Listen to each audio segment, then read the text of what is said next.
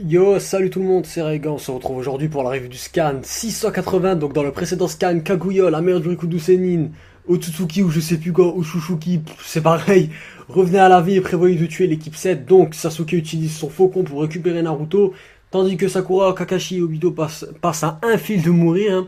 Et oui un fil, parce qu'ils survivent grâce à un rouleau accroché. Et là, en fait, j'ai pas compris ce qui s'est passé. Mais apparemment, Obito est tombé dans la lave, ou bien il a invoqué une autre dimension et il est passé dedans, quoi, hein, pour survivre, hein. Et ensuite, j'ai pas trop compris non plus. Mais il semblerait que le pouvoir de Sasuke et de Naruto peuvent se fusionner un peu à la manière de DBZ. Enfin, je sais pas, ça me fait penser à ça en tout cas, hein. Déjà que le précédent scan. On a vu un petit peu la métamorphose de Madara devenir gros, gros, gros pour enfin éclater à la manière de Cell dans Dragon Ball. On avait aussi une petite dédicace, hein, je trouve, hein, quand Naruto s'était fait voler son Kyuubi, ça m'avait aussi fait penser à Végéto. Voilà, donc je tiens quand même à le rappeler, donc je sais pas si c'est des clins d'œil volontaires ou pas, en tout cas, c'est à ça que ça me fait penser. Donc, une chose de plus aussi, Sasuke remet bien les points sur les i concernant l'aide de Sakura et Kakashi, hein. D'ailleurs, vous avez été nombreux à le remarquer, ce fameux caractère autoritaire de Sasuke sur les réseaux sociaux et tout ça. Moi personnellement, ça me fait beaucoup penser à Madara, donc c'est vraiment vraiment pas positif. Il peut pas devenir Hokage comme ça. Et là, flashback sur le moment où Sasuke protégeait Naruto. Donc en gros, Naruto continuera à protéger son équipe. Puis Kakashi et Sakura tombent et forcément, Naruto et Sasuke viennent à leur secours. Le faucon de Sasuke est vaincu par le Byakugan de Kaguya. Sasuke utilise donc Susanoo et là, transition sur les Edokage. Hashirama est libéré des bâtons du Rinnegan de Madara, un peu à la manière de ceux qu'avait fait Pain pour bloquer en fait Hinata et Naruto. Tobirama et Ruzen partent à la rencontre du fameux chakra qu'a ressenti Tobirama, qui est un ninja sensoriel, hein, pour ceux qui ne s'en souviendraient plus. Et même ce qu'avait fait Madara à Minato a disparu. Alors je vous cache pas que j'ai complètement oublié, hein, donc je sais vraiment plus ce qu'a fait Madara à Minato, si ce n'est lui enlever les bras. Hein. D'ailleurs, je crois qu'il en a perdu un contre Madara et un contre Obito. En tout cas, je me souviens vraiment plus, ça fait longtemps quand même. Le type il fait la review et il y a des trucs comme ça qu'il oublie. Voilà, honte à moi, je l'avoue. Bon, si Minato intervient, ce sera obligatoirement pour sauver son fils et mourir, hein. Donc je pense vraiment que les Edo Kage vont périr au combat en essayant d'aider l'équipe 7 face à Madara. Et là, le truc totalement what the fuck du scan. Bah oui, parce que depuis environ un an, on s'est habitué à ce qu'il y ait au moins un what the fuck dans un scan à chaque fois, chaque semaine dans Naruto. Naruto qui vole comme un super guerrier. Alors là, c'est vraiment trop forcé.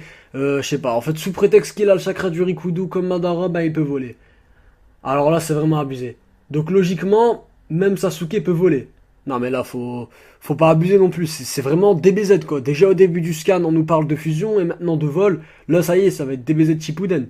Je vois bien le coup du Sasuke Naruto fusionne pour devenir le Kogeta Sennin Super Saiyan 12 avec les deux pouvoirs du Rikudo et du frère du Rikudo, voilà, devenir super fort.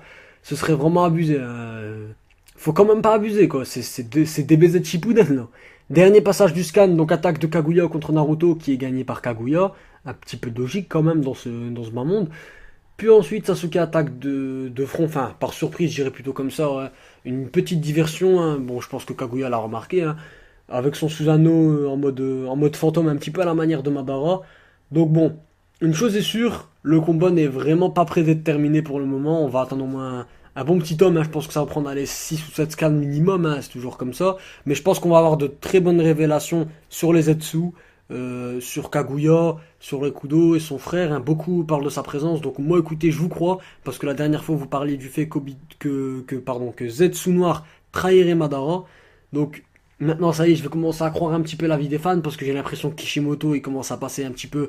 Voilà, il est comme ça, Internet, il trifouille les avis des lecteurs comme ça et hop, il écrit. J'ai l'impression qu'il fait ça parce que c'était vraiment chaud quoi, c'était vraiment un truc imprévisible. Donc on se pose des questions quoi. Donc aussi, on sait pas encore ce qui est réellement advenu de Madara et d'Obito, hein. Et je tiens quand même à préciser que je suis d'accord sur le fait que Naruto et Sasuke surpassent Hashirama et Madara, mais pas sur le fait qu'ils deviennent plus forts que Kaguya et que le Rikudo Sennin. Là, ce serait vraiment complètement abusé. Là, en gros, c'est les plus forts de l'histoire, quoi. Écoutez, c'est même plus. voilà, c'est même plus fort qu'Hashirama et ouais, Hashirama et Madara, pardon. Sans même Tobirama était déjà de très haut niveau, hein. Il était au Kage quand même. Donc écoutez, je suis vraiment très impatient de voir les interviews de Masashi Kishimoto cet été, hein, s'il en fait une, pour savoir ce qu'il pense de son histoire, de son déroulement et de sa fin. Hein, et vraiment aussi impatient d'avoir la suite. Personnellement, hein, je suis vraiment impatient d'être mercredi prochain. Parce que là, c'est vrai qu'un scan par semaine, c'est pas énorme, hein, surtout quand vous êtes comme ça à la fin et qu'il y a vraiment une bonne intrigue. Ça va être long, je pense. Mais bon, c'est comme ça chaque semaine. Donc voilà pour cette review, les amis. N'hésitez pas à liker, partager et à me laisser votre avis en commentaire. Donc moi, je vous laisse. Je suis vraiment pressé de savoir à la suite et je vous dis à la prochaine. Salut à tous!